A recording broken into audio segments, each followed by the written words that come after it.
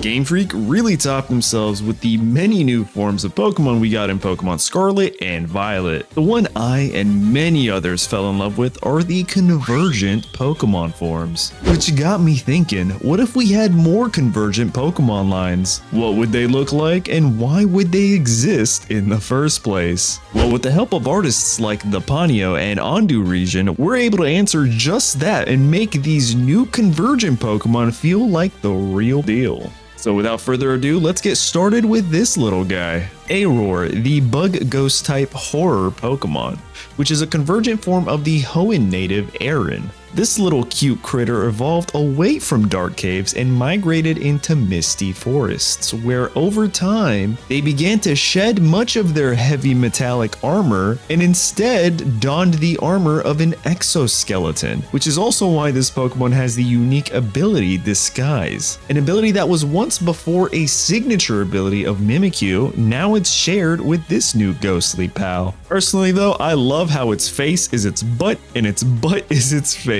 It goes to show you to not always judge a book by its cover. And speaking of cover, once this Pokemon reaches level 32, it will evolve into Therion, the bug ghost type terror Pokemon. Now completely overtaken by its ghostly shell, this Pokemon uses its disguise to deter and scare predators away. But even if that doesn't work, not to worry, because it's got one of the best defensive stats a second stage Pokemon ever had. I mean, just look at that thing. Along with that, its move pool is starting to get a bit spicy with moves like Phantom Force, Infestation, and Shadow Sneak. But that's not even the best part of this Convergent line, because once your Therion reaches level 42, it'll evolve into Auror, the bug ghost type nightmare Pokemon. A Pokemon with impeccable defenses for a Convergent line that got rid of their metallic hides in order to adapt in their new environments, which is kind of funny if you ask me.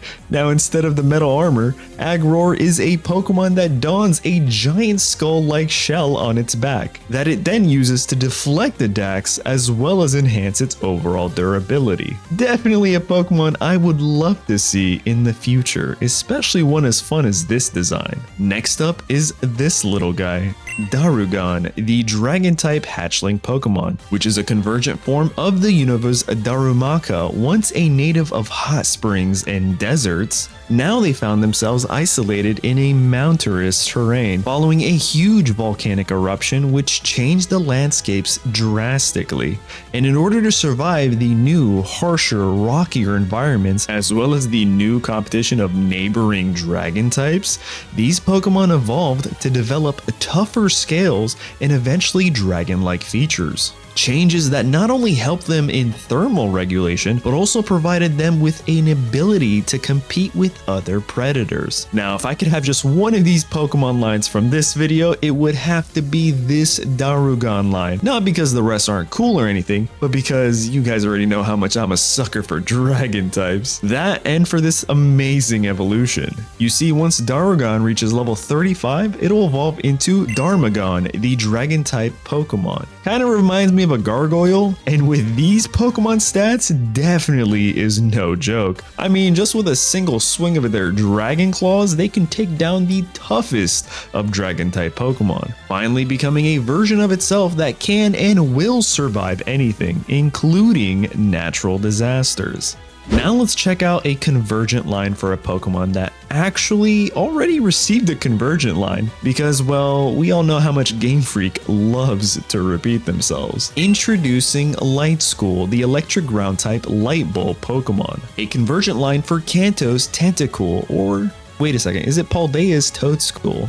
Honestly, I don't know, but what I do know is that this line evolved to become conductors of electricity through absorbing the Earth's unique magnetic force field, eventually becoming a source of light and electrical power. Definitely a Pokemon I can see on everybody's nightstand. Like, time to go to sleep and turn off your Light School, which is such a fun idea and can't wait to show you how this artist developed their evolution, because at level 30 this Pokemon evolves into Shock Scroll. However, it's got two forms, its on form and its off form, which is activated by its ability on and off. You see, at the end of each turn, Shock Squirrel switches from on mode to off mode. Then when in on mode, Shock Squirrel becomes the center of attention, meaning all moves are directed towards it, kind of like a free follow me. And it's also immune to dark and ghost type attacks. However, when entering the field, or if it doesn't even have the on-off ability in the first place, Shock Squirrel is always off mode. A really interesting idea to a classic Pokemon design.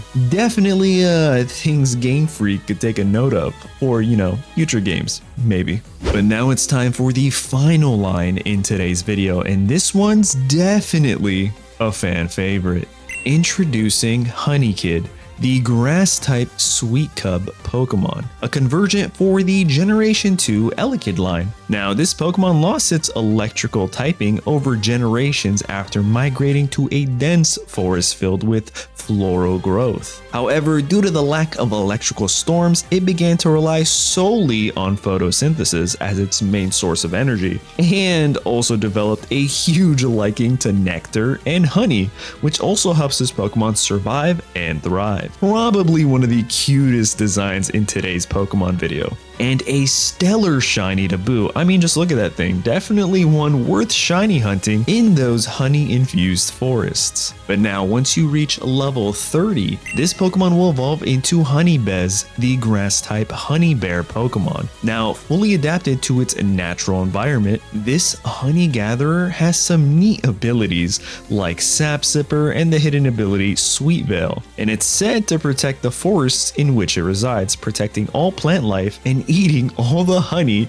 it can get its little paws on. But now that's not all, because once you max your Honeybez's friendship during the daytime, it'll evolve into Honeyvire, the grass-type Honey Guard Pokemon. Now the guardian of the entire forest, but how it protects the forest is kind of funny. It drenches itself in honey and makes it quite slippery in a brawl, but also to have access to sweet honey whenever it craves for some. Honeyvire, you have an addiction, but nonetheless are a really cool design. And if you think this honey gatherer is cool, well then you definitely should check out this convergent line of Slowbro, or should I say Sweet Bro, in this video right here. Something tells me you'll love it.